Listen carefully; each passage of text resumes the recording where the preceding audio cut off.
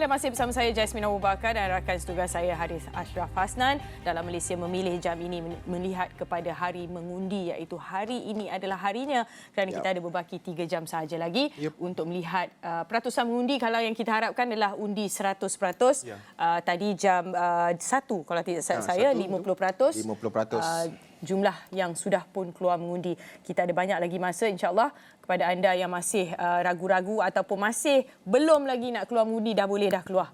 Sikit lagi masa Segera. yang ada. Baiklah, hari ini juga kita tidak keseorangan. Kita bersama dua tetamu yang daripada tengah hari tadi berkongsikan pendapat mengenai pelbagai aspek dalam melihat kepada Malaysia Memilih. Bagaimanapun pada hari ini juga kita ada banyak tawaran di astroawani.com dan yang pertama sekali sudah tentunya diskusi yang menarik dan mendalam mengenai apa sahaja mengenai Malaysia Memilih, dan juga di sebelah petang kami akan menawarkan kepada anda keputusan-keputusan tidak rasmi dan juga keputusan rasmi bersama rakan-rakan setugas yang lain. Ya, persaingan parti politik itu akan mula kita lihat sebentar sahaja lagi, di mana rakan-rakan kami akan bawakan keputusan seperti yang Jasmine katakan tadi, keputusan-keputusan tidak rasmi terlebih dahulu sebelum SPR mengumumkan keputusan-keputusan rasmi di semua 221 yang dipertandingkan pada kali ini, kecuali tapi kalau kita juga mahu kongsikan kepada anda bagaimana anda boleh fahami apabila kerusi itu telah dimenangi. Itu yang menariknya. Ini adalah carta yang akan kami paparkan. Sebaik sahaja kerusi telah dimenangi secara rasmi, di mana sebelah kanan saya Ashraf tadi suruh saya buat sebegini. Indikasi itu adalah apabila genap kerusi 112, di mana pada malam nanti rakan setugas yang lain Zulfitri Yusof, Haji Nazri Kahar dan sebagainya akan memberikan gambaran yang lebih terperinci kepada anda. Dan kita mahu ke Faris Daniel terlebih dahulu. Kerana Aish ada sedikit perkembangan mengenai ramalan kaji cuaca buat anda yang masih belum lagi keluar mengundi. Aish. Baik, kita ada berbaki lebih kurang 3 jam lagi untuk keluar mengundi dan saya ingin kongsikan ciapan daripada Met Malaysia sendiri berkaitan dengan amaran ribut petir. Kalau kita lihat melibatkan beberapa buah negeri. Kalau di sini ribut petir dan hujan lebat melibatkan Kedah, Pulau Pinang, Perak, Kelantan, Terengganu, Pahang, Sarawak dan Sabah. Jadi jika anda berada di dalam negeri dan juga parlimen-parlimen anda ingin mengundi di sini adalah melibatkan mungkin terkesan dengan amaran ribut petir ini, pastikan anda atur perjalanan anda, pastikan anda juga mungkin untuk mengelakkan berlakunya banjir dan sebagainya. Kita tidak mahu itu berlaku pastinya dan kita juga untuk mengharapkan agar tidak berlakunya kesesakan dan sebagainya. Dan saya nak kongsikan juga ini adalah setakat ini mungkin boleh dikongsikan juga jumlah mangsa banjir sudah menurun dan ini dikongsikan oleh Info Bencana JKM. Setakat jam ini seramai 2,655 jumlah mangsa dan saya dah kongsikan tadi di Sabah walaupun situasi banjir berlaku di tempat mereka tapi mereka tetap keluar mengundi dan menunjukkan semangat demokrasi yang ada dalam diri mereka. Dan saya juga nak kongsikan sedikitlah antara artikel yang dikongsikan oleh platform Astro Awani di laman web astroawani.com. Ketua Polis Negara tinjau pusat mengundi di ibu kota. Dan ini dikongsikan setakat jam 2.30 petang tadi. Dan kalau saya boleh rangkumkan apa yang tertulis dalam laman web ini, setakat jam 12.30 hari tadi, semuanya berjalan lancar. Situasi hari mengundi kita pada hari ini berjalan dengan lancar dan semuanya dilihat terkawal dan sebagainya. Dan ini adalah yang dikongsikan. Kalau anda nak dapatkan lapor langsung, pastikan anda terus saja layari laman web astroawani.com dan dapatkan lapor langsung berkaitan PRU ke-15 dan kami akan update setiap masa untuk pastikan anda tidak terlepas sebarang perkembangan tentang hari pengundian hari ini. Mungkin lambat lagi untuk saya kongsikan tentang keputusan tidak rasmi. Mungkin jam ini kita masih lagi menantikan peratusan orang keluar mengundi dan sebagainya. Setakat jam 2 petang tadi ataupun jam 1 tengah hari tadi, seramai 50% ataupun lebih 50% mengundi melibatkan jutaan pengundi yang dah keluar hari ini. Dan saya nak kongsikan juga Jasmine dengan juga Haris. Kalau kita lihat situasi di luar sana, ini di Lembah Kelang yang dikongsikan oleh I Battle Scars, katanya ini adalah yang dikongsikan oleh anak muda. Walaupun terpaksa meredah jam dan sebagainya, mereka tetap keluar dan pastikan mereka tidak terlepas untuk jalankan tanggungjawab sebelum jam 6 petang. Dan kalau apa yang menarik perhatian juga, hari ini ada satu trend sebenarnya, iaitu mereka keluar mengundi yang ini boleh dikatakan ini dimulakan oleh Sharifah Amani sendiri. Katanya dia keluar mengundi memakai baju kurung cotton. Kalau saya tekan hashtag Tim Baju Kurung Kota ni macam hari raya. Walaupun hari ni hari mengundi pada pilihan raya, tapi suasana dia macam hari raya, orang ramai keluar pakai baju kurung dan sebagainya. Dan juga ada, kalau dikongsikan juga beberapa di media sosial tadi, ada jugalah yang pakai kostum dan sebagainya. Memang cukup meriah di luar sana. Dan saya nak kongsikan juga antara kerenah-kerenah ataupun calon, perkongsian dikongsikan calon parlimen melibatkan Parlimen Ampang, Dr. Nurul Ashikin. Ini yang dikongsikan. Semua, kalau kita lihat di media sosial, semua berkongsikan gambar jari yang penuh dengan dakwat dan sebagainya di penghujung jari. Saya mungkin tak ada dakwat tu kerana saya undi pos. Dan ini pula perkongsian daripada calon Parlimen Pontian Ahmad Maslan, Datuk Seri Ahmad Maslan, yang berkongsikan beliau keluar mengundi dan naik basikal. Ini juga menarik tumpuan netizen di media sosial. Kerana walaupun macam-macam mungkin halangan dan sebagainya, pastikan kita tidak menjadikan ia satu alasan dan sebagainya. Kerana hari ini apa lagi alasan yang boleh anda berikan? Walaupun hujan dan sebagainya, kita ada masih lagi kemudahan-kemudahan yang SPR lakukan untuk pastikan kita menjalankan tanggungjawab sebagai pengundi untuk pastikan kita dapat 100%. Makanan percuma, minuman percuma, banyak lagi barang-barang percuma, tambang, tol juga percuma, tambang-tambang LRT, bas dan sebagainya juga percuma. Jangan jadikan itu sebagai alasan untuk kita tidak keluar mengundi. Haris dan Jasmine.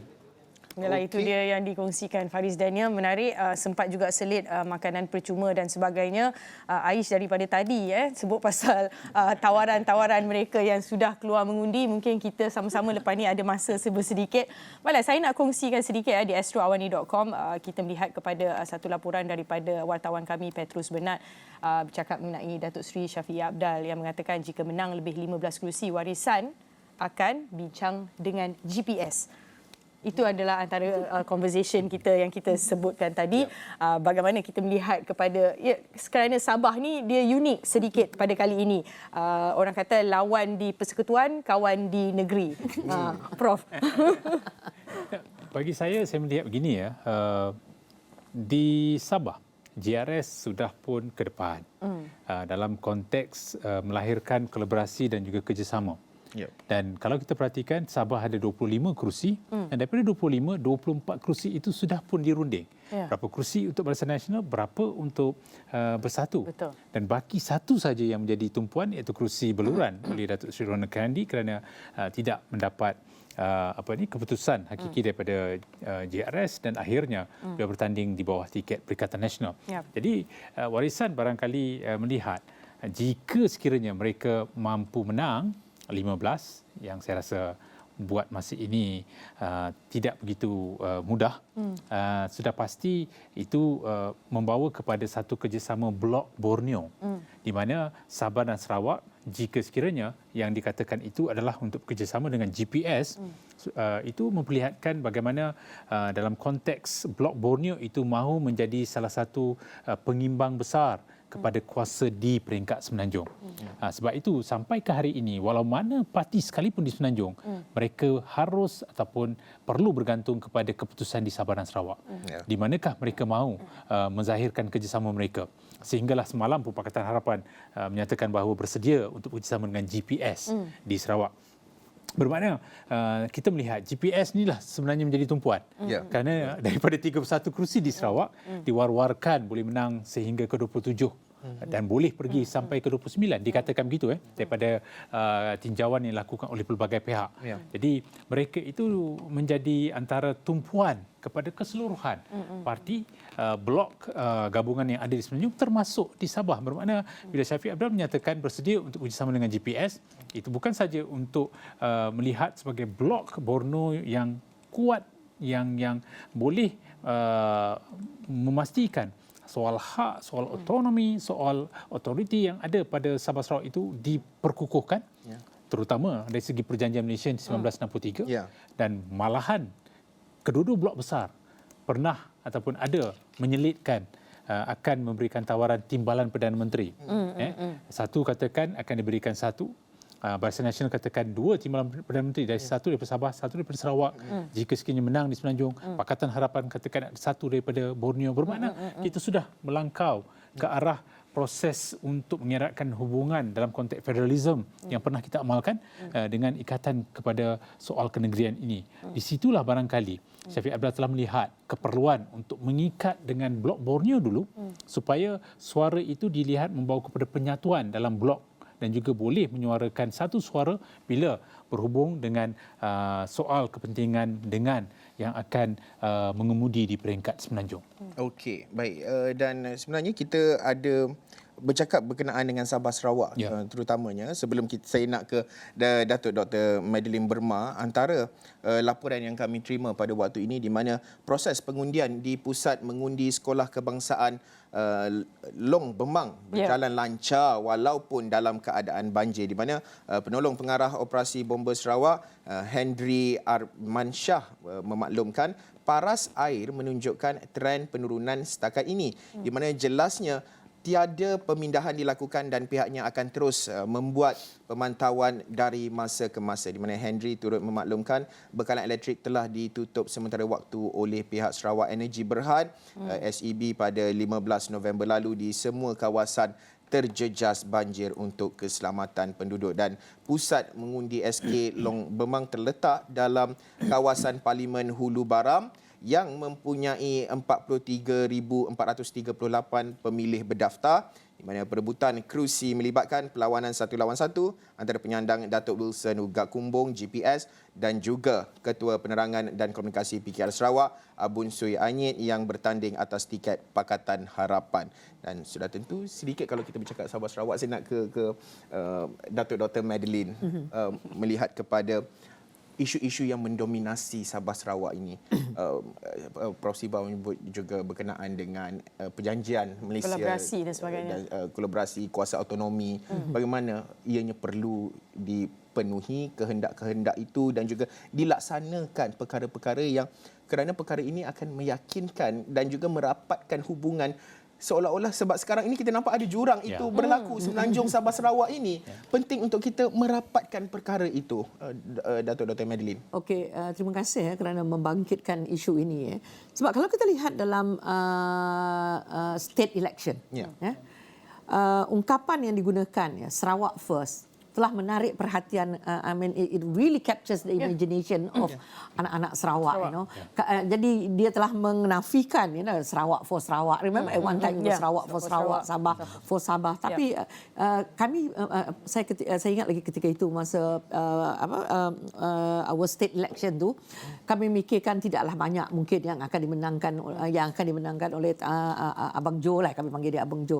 Sebab pada kami yang paling hebat sekali yang pernah dicapai ialah Tok Nan, because Tok Nan is a very very popular chief minister. Tetapi jelas dalam the last state election, Abang Jo managed to even melebihi apa yang dicapai oleh ini. Dan bila ditanya, kebanyakan yang ditanya kenapa yang menyebabkan mereka tertarik, the perkataan Sarawak First tu sangat-sangat menepati apa yang dikehendaki oleh orang Sarawak, bahawa yes, we want Sarawak first. Bukanlah mengatakan yang kita ini nak keluar daripada Malaysia dan sebagainya. Saya rasa itu bukan apa yang nak dibicarakan.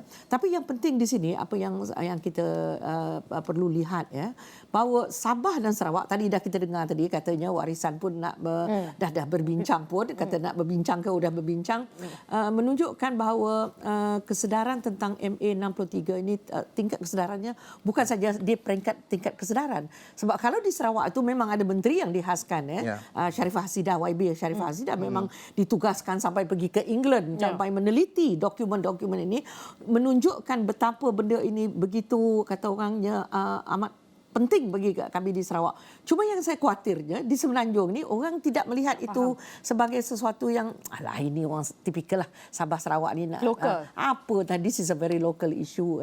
And then yang mereka tahu ialah bila mereka pergi ke Sarawak dan Sabah, mereka kena chop pasport dan mereka mengamuk ataupun dapat slip. Dapat slip. Lepas tu slip hilang, itu jadi satu cerita lagi. So dia kata apalah kita dalam sebuah negara tetapi kita masih lagi menggunakan slip dan sebagainya. Jadi isu-isu yang lain tu yang 18 poin untuk Sarawak dan 20 poin untuk Sabah, tidak ada usaha yang begitu, kata orang, really, kalau nak dibandingkan kami di Sarawak, bagi kami, wow, we really want to know what is this 18 point. Tapi di Semenanjung dia macam, tapi saya mengharapkan selepas ini ada usaha untuk kita lebih sedar tentang benda. Even at the university level, pelajar-pelajar kita di university, I'm not even sure whether we teach that also. Sedangkan perkara ini sangat penting. But of course kita jangan juga lupa what happened in 1976. 2006 bagaimana status negeri Sarawak dan Sabah sudah turun dari status 4 buah negara, mula-mula 4 kan, tiba-tiba dijadikan satu daripada 14 negeri. So ini pun perlu kita bicarakan supaya kita bahawa sejarah itu perlu kita fahami dengan lebih mendalam lagi, dan agar kita jangan ada tuding-menuding jari sebab kita juga perlu terima hakikat bahawa memang Sabah dan Sarawak memang jauh ketinggalan dari segi pembangunan. Itu nombor satu.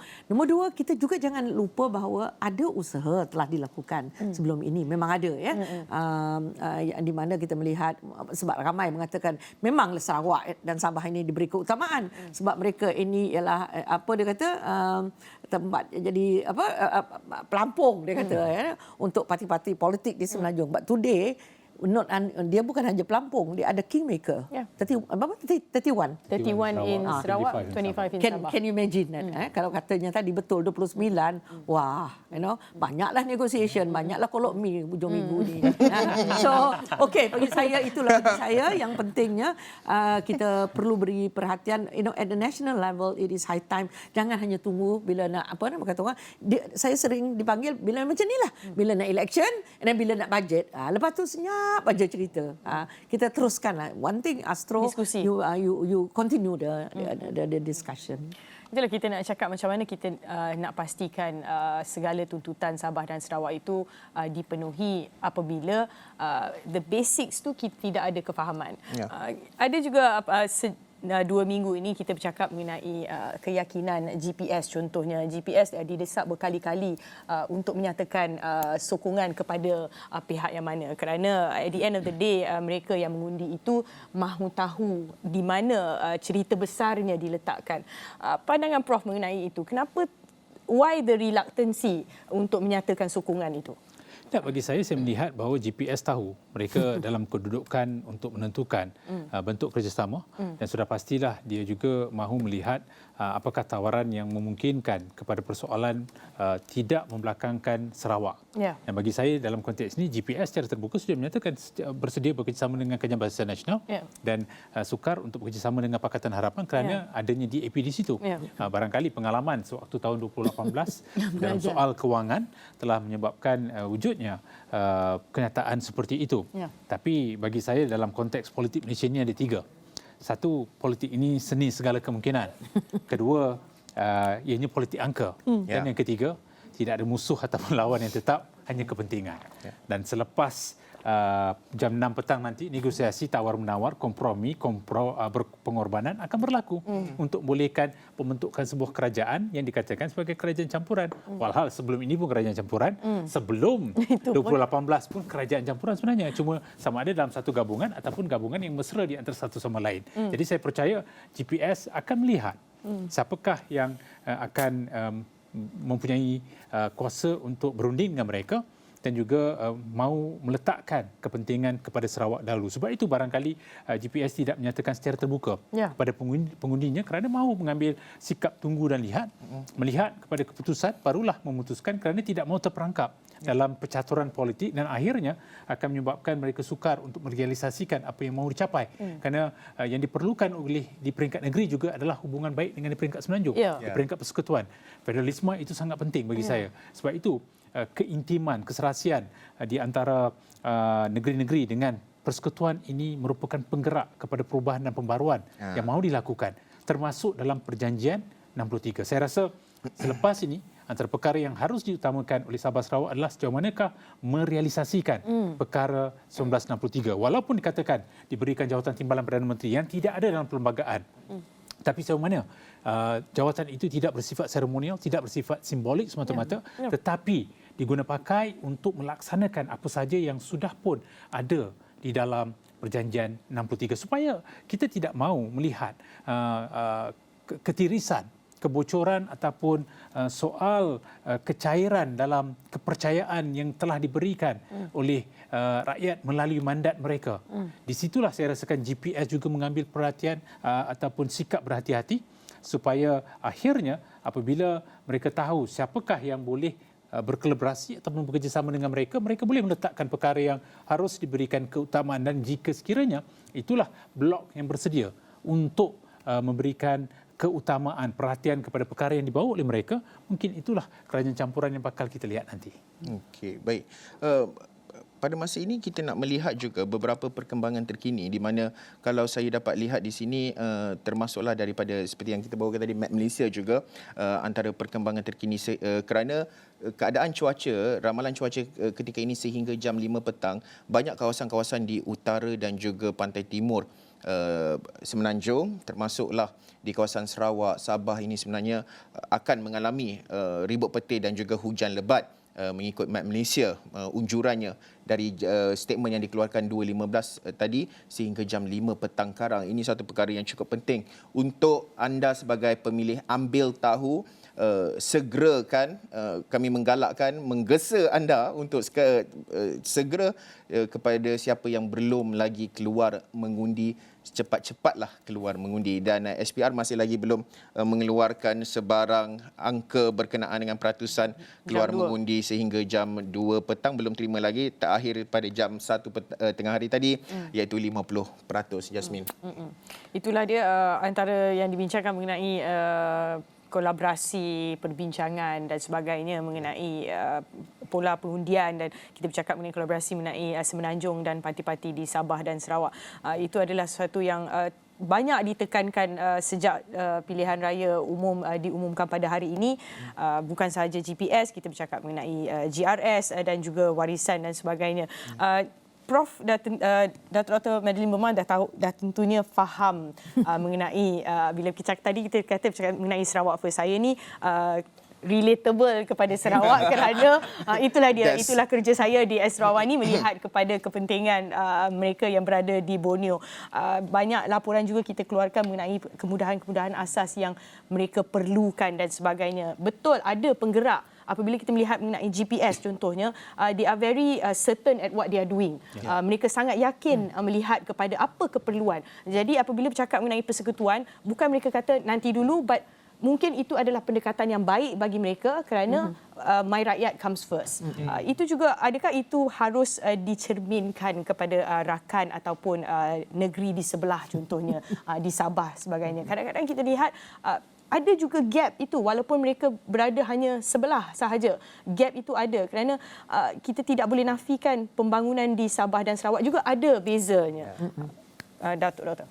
Saya bukan ahli pengkaji sains politik, tapi satu yang membezakan Sabah dengan Sarawak ni bagi saya is of course we have one party yang tak ada di Sarawak, and that is UMNO.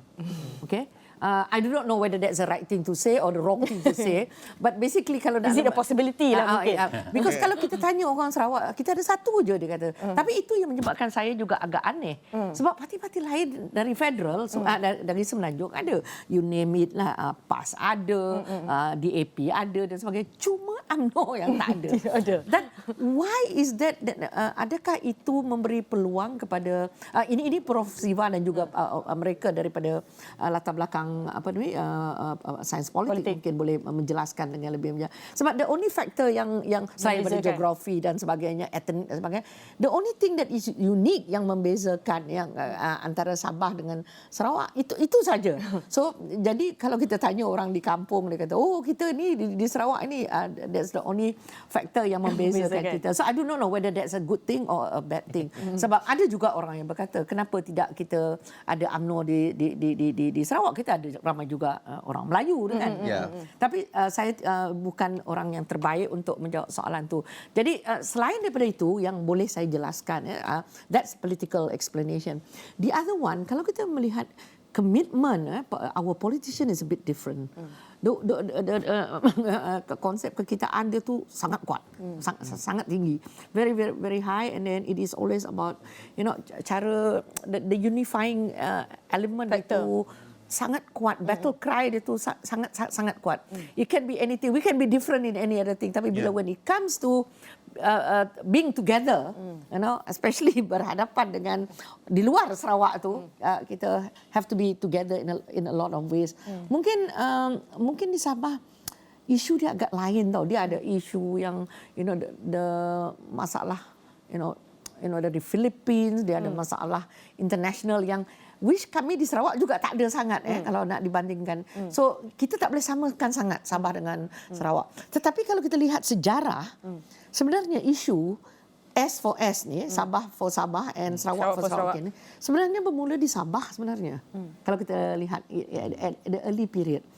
Initially we were quite allergic. The word was quite allergic. Ramai orang di Sabah, Sarawak tak. Oh, ini bukan isu ini, macam seolah-olah kita nak keluar Malaysia. But towards the end, benda ni sudah seolah kita then we start to realise. And the way our realisation is that kita sedar bahawa sebenarnya kita perlu mengembalikan apa yang hak yang perlu ada, which is the 18 point for Sarawak and 20 point for Sabah. It's not about getting independence or whatever it is. Kita kena faham sejarah kita. Dan kami juga dididik. And I think zaman Tok Nan, he really bring forward the idea that the level of confidence. Dia macam Tun Mahathir zaman dululah, memberi keyakinan kepada kita rakyat Malaysia bahawa that you can stand tall and then you can still be a Malaysian but yet a Sarawakian for that matter. So dia ada DNA Sarawak ni dia yang agak unik sikit lah. So maybe wish Prof Siva mungkin Prof boleh sambut kan. Saya pun tak tahu macam mana nak explain. Pandangan Prof Siva. Tidak, bagi saya kenapa UMNO tidak ada di situ? Sejak awal lagi memang sudah dibuat ketetapan UMNO tidak akan ke Sabah dan Sarawak. Cuma ke Sabah selepas keputusan tahun 1990 berlakunya kemelut di antara PBS yang menyebabkan Tun Dr. Mahathir membuat pilihan USNO harus berubah kepada UMNO dan di situlah menyelusup masuk. Tetapi untuk Sarawak pendekatan itu tidak diambil kerana PBB masa itu kuat dan juga pada waktu itu ada karakter yang kuat sebagai ketua menteri yang kini sebagai governor. Dan kini pun bila Perikatan Nasional masuk bertanding, Abang Jo dah mula bersuara. Dia katakan mengapa tidak mengikut ketetapan yang telah dipersetujui sebelum ini di antara Perikatan Nasional dan juga GPS. Bermakna Abang Jo tidak mahu Parti Semenanjung bertapak lagi di Sarawak kerana sudah ada Parti Sarawak yang boleh memberikan keutamaan kepada Sarawak dalam hal yang berkaitan dengan hubungan di antara negeri dan juga persekutuan. Jadi bagi Sabah barangkali akibat daripada krisis dan juga kemelut konflik yang berlaku pada tahun 1910 menyebabkan ada usaha untuk melakukan percaturan politik baru di situ sehingga membawa masuk UMNO. Tapi di Sarawak saya rasakan selepas ini tidak ada lagi usaha ke arah itu apabila Sarawak sendiri sudah boleh berdiri dengan sendirinya untuk mempertahankan kedudukan dalam Sarawak. Okey. Bagaimana akhirnya yang perlu kita lihat di sini adalah kesatuan dan juga kebersamaan itu. Mewujudkan kestabilan itu amat penting secara holistik, secara keseluruhan. Kebersamaan itu perlu ada. Bercakap soal kestabilan juga, penting untuk kita teliti kestabilan dalam konteks ekonomi, membawa masuk pelaburan, FDI dan sebagainya, keyakinan pelabur, itu satu kestabilan. Tetapi kestabilan dari segi politik, urus tadbir negara kerana kita meletak andaian bahawa tidak ada parti tunggal yang mempunyai majoriti. Okey, kita meletak andaian itu di sini. Bagaimana kestabilan itu mampu hadir? Adakah perlu seperti apa yang dilakukan oleh Datuk Seri Ismail Sabri, perlu ada memorandum dan juga perjanjian dan sebagainya untuk memastikan kelangsungan itu sebelum kita mengakhiri slot perbincangan kita? Prof Siva dahulu. Tidak, bagi saya selepas ini yang perlu dirancang adalah kemenangan untuk rakyat. Suasana politik harus dihentikan, perlu ada noktah penghujungnya. Bermaksud dicari adalah kedamaian politik dan juga gencatan politik harus dilakukan. Kalau ini berpanjangan, impaknya bukan saja kepada rakyat tapi juga kepada pemimpin. Akan tercalit. Apakah ini sebenarnya tujuan kita berpilihan raya dan juga mencari satu mandat yang diberikan oleh rakyat kepada kepimpinan? Jadi dalam suasana, kalau wujud keperluan untuk melahirkan penjajaran politik, penjajaran itu mesti ada kayu ukurnya. Perlu ada ketetapan yang telah dipersetujui berdasarkan kepada keikhlasan, kejujuran. Kalau ada buruk sangka dan perasaan untuk sering menjatuhkan di antara satu sama lain, baik dari awal jangan masuk dalam kerajaan tersebut. Dan saya rasa kita mahukan sesuatu yang membawa harapan baru kepada rakyat. Kita dah melihat 3 Perdana Menteri, 2018 hingga ke 2020, kemudian 2020 hingga 2021, 2021 hingga ke pembubaran berlaku. Ketiga-tiga perubahan yang impaknya cukup besar kepada bukan saja struktur politik tetapi juga kegelisahan rakyat dan juga amatan daripada orang luar ke atas negara kita. Bermakna penjajaran ini jika boleh ditandatangani persefahaman baru di antara parti kerajaan dan parti pembangkang, barangkali untuk memastikan bahawa selama beberapa tahun tidak ada lagi usaha untuk mendidihkan suhu politik. Kalau kerajaan campuran gagal, saya rasa elok kita bergerak ke arah kerajaan perpaduan. Kerajaan perpaduan yang membawa semula kesemuanya supaya masing-masing boleh ketepikan perbezaan dan juga apa sahaja fahaman ideologi politik mereka sebagaimana yang pernah kita lihat ketika Mageran dulu, Majlis Gerakan Negara 1969, jika perlu. Tapi saya percaya kita masih lagi berada dalam tahap kematangan untuk melahirkan sebuah kerajaan yang mampu untuk menilai keperluan, kemahuan rakyat sepenuhnya dan mereka tahu bila kadar peratusan yang tinggi ini keluar, mereka sebenarnya mahukan pembentukan sebuah kerajaan dengan mandat rakyat yang tidak disalahgunakan, bukan lagi mandat wakil rakyat. Mandat rakyat yang sebenarnya juga memberikan satu gambaran kepada kepimpinan yang bakal mengambil alih teraju kepimpinan negara bahawa mereka harus akur sudah ada ketetapan dalam kalangan rakyat yang mahukan satu usaha untuk menghentikan pertelingkahan sesama mereka dan utamakan rakyat dalam soal ini. Barangkali slogan ini adalah merakyatkan kepimpinan dan berdasarkan usaha untuk ke arah Malaysia gemilang. Kerana kita tidak mahu lagi kelesuan politik, sudah tentu ramai yang lesu, sudah tentunya melihat kepada hujung tahun ini lagi banjir lagi dan sebagainya dan kekangan-kekangan yang kita lalui apabila kita bercakap mengenai ekonomi dan sebagainya. Ini mungkin indikasi jam 2 petang SPR sudah pun mengeluarkan statistik keluar mengundi bagi hari mengundi PRU ke-15 pada jam 2 petang. Peratusannya pada ketika ini adalah 58%. Perinciannya akan diberikan oleh rakan setugas saya Aish. Aish, silakan Aish. Peningkatan 8% sahaja kalau kita nampak daripada jam 1 ke jam 2, Prof. Okey, Faris Daniel.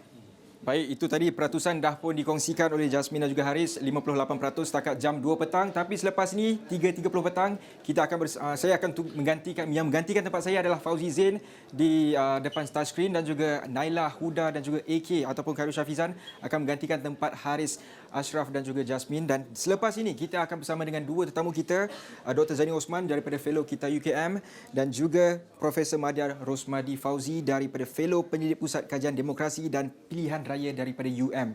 Itu akan kami kupaskan selepas ini dalam 3.30 petang hinggalah ke 6 petang. Perbincangan tersebut kita balik semula pada Haris dan juga Jasmine. Okey, baik. Terima kasih. Itu dia tadi tetamu selepas ini 3.30. Aish nak menggantikan kita macam mana ni? Itulah. Risau. Okey, alright. Okey, baik. Sekian sahaja perbincangan untuk waktu ini. Sudah tentu banyak lagi seperti yang Faris bawakan tadi. Ramai panel-panel akan kami bawakan sehingga jam kita tidak tahulah sehingga jam berapa.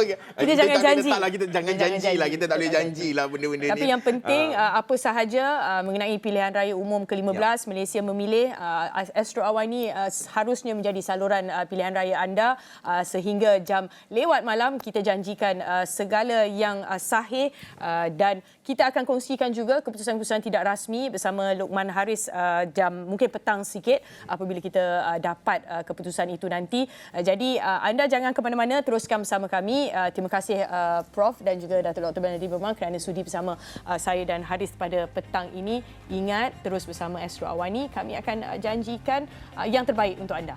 Okey, baik. Sekian saja. Saya Haris Ashraf Hasnan. Saya Jasmine Abubakar. Assalamualaikum. Jumpa lagi.